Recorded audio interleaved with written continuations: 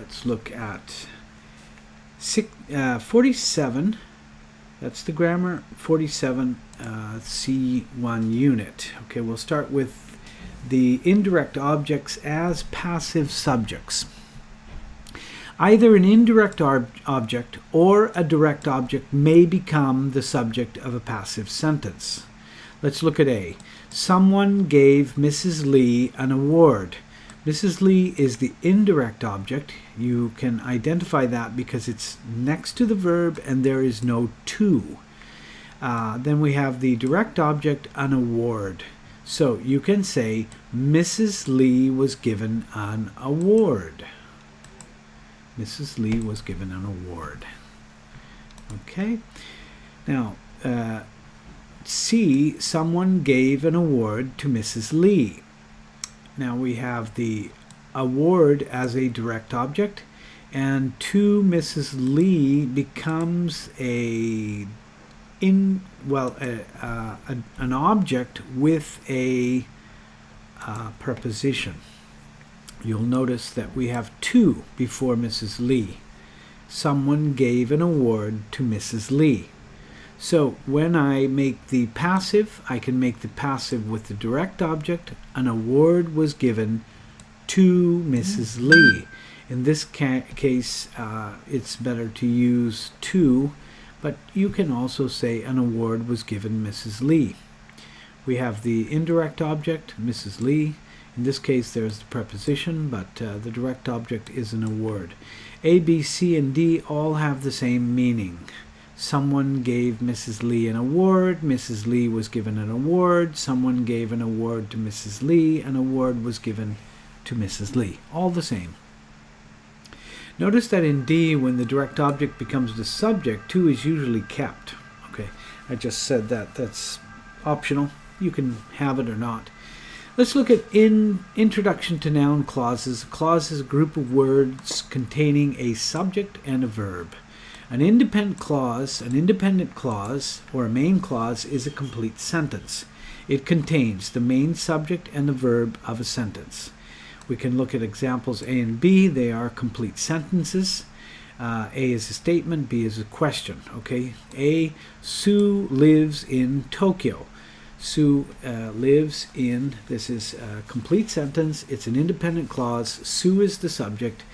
Lives is the verb. Where does Sue live? This is a question. We have a complete sentence also. We have the subject Sue, and we have the verb live. Where does Sue live? Now, a dependent clause or a subordinate clause is not a complete sentence. It must be connected to an independent clause. Example C is a dependent clause. Okay, C, where Susan lives. Okay, we do have a subject, Sue, and we do have a verb, lives. But this is dependent. We cannot just say where Sue lives. This is a dependent clause. This is it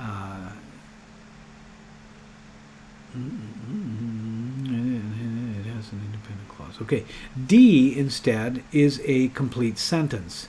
I know where Sue lives. I know where Sue lives. I know is the independent part. It has an independent clause with a subject I and a verb know. Where Sue lives is a dependent clause. It's connected to an independent clause. Where Sue lives is called a noun clause. These are also called relative clauses. So where Sue lives is dependent. I know is independent. It's a complete sentence.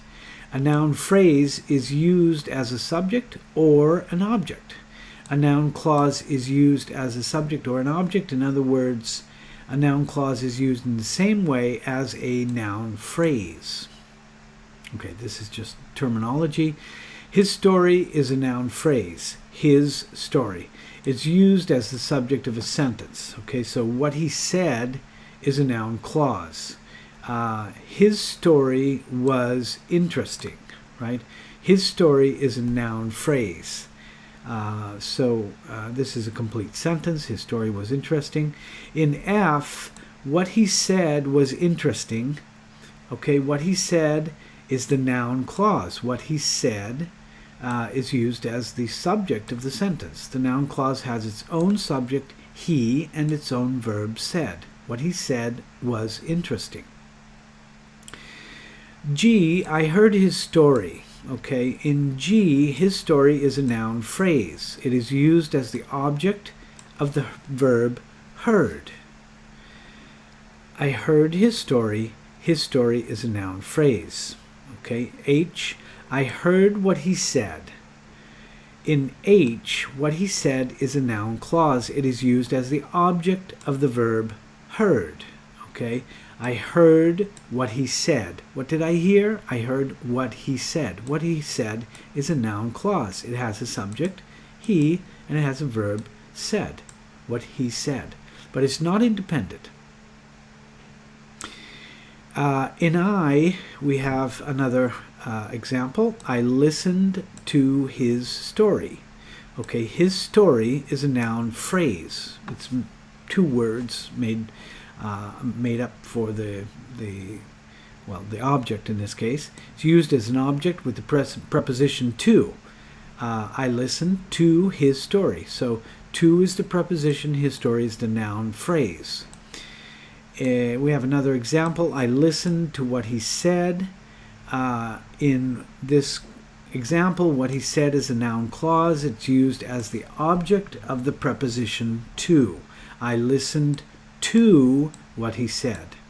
So what he said is the noun clause. There is a noun, he, it's a subject, and there is a verb, said. So that's a noun clause. Now, looking at noun clause beginning with the question word, where does she live? What did she say? When did they arrive? That's a noun clause. These are all questions. The noun clause, where she lives, is the object of the verb know. Okay. I don't know where she lives. Okay, in this example, where she lives is the object of the verb to know. I don't know. What do you know or not know? I don't know where she lives. I don't know Chinese. You see, it's like a noun. I don't know where she lives. The noun clause, the subject precedes the verb. Okay, notice this. This is very important. Where she lives, not where lives she. Where does she live? Do not use the question word order in a noun clause. Don't use also the auxiliary. I couldn't hear what he said. What he said is the noun clause. We have the subject, he, and we have the verb, said. What he said. We don't invert. We don't use auxiliaries. Do you know when they arrive? Okay. Do you know is the main independent clause. When they arrived is the noun clause. We have the question word, we have subject, and we have a verb. Now you can recognize these noun clauses, especially in questions, because you will see the question word in the middle of the sentence. Notice that does, did, and do are used in questions, but not in noun clauses. Do you know? We're using an auxiliary, we're inverting, so we have subject and the verb. Well, with the verb to be, you invert. All right, let's look at noun clauses. Second, noun clauses.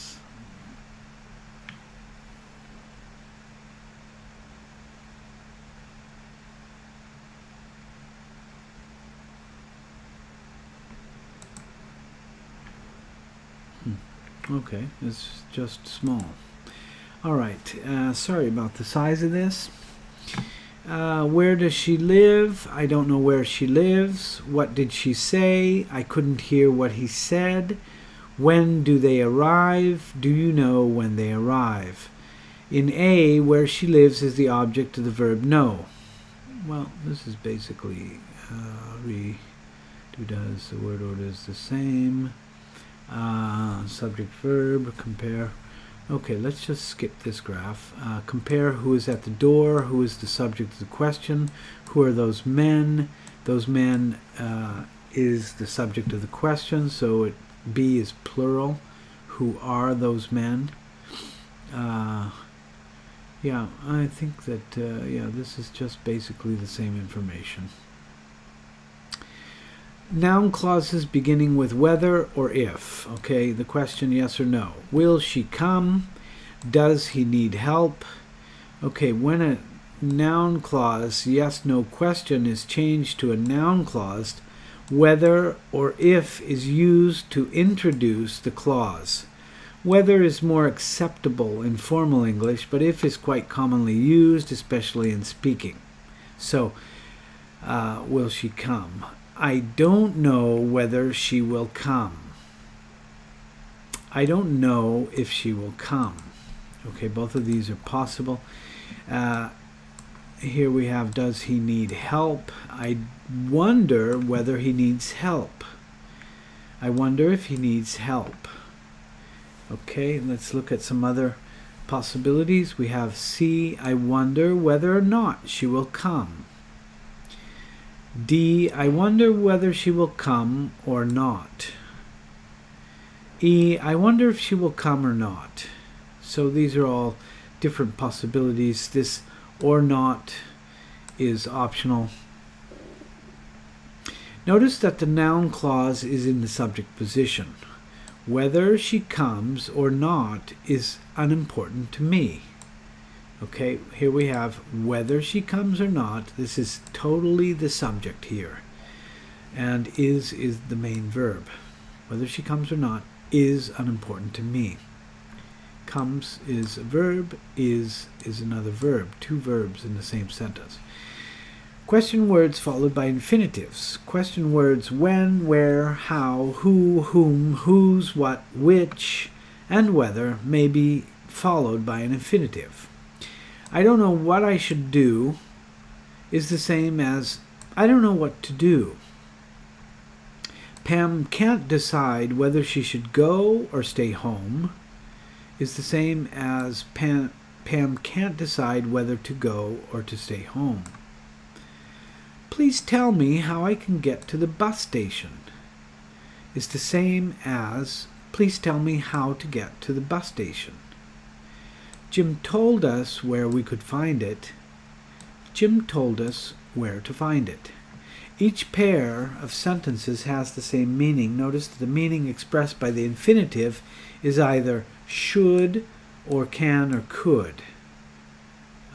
So we have she could find it, how I can get to the bus, whether she should stay, or what I should do. So those are the cases where you can change because you have very clearly the same idea. Jim told us where to find it. Noun clauses beginning with that. Okay, let's look at a statement. He is a good actor. Noun clause, I think that he is a good actor. I think he is a good actor. So we can skip that. The world is round. We know that the world is round. In A, that he is a good actor is a noun clause. It is used as the object of the verb think.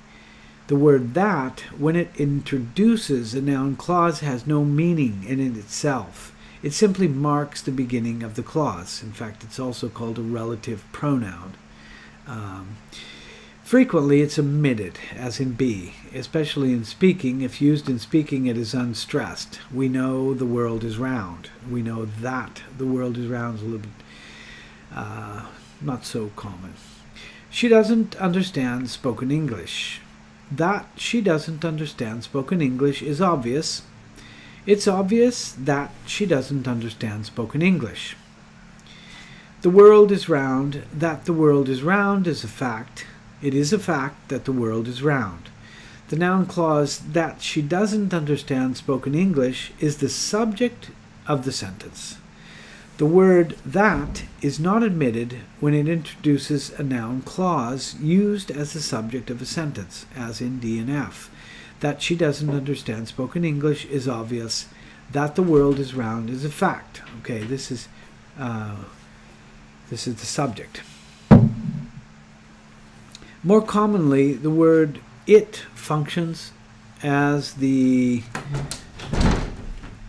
noun clause. More commonly, the word it functions as the subject, and the subject noun is placed at the end of the sentence, as in ing. It is obvious that blah blah blah. It is fact that. Okay, at this point you can do exercise 8, and we have concluded.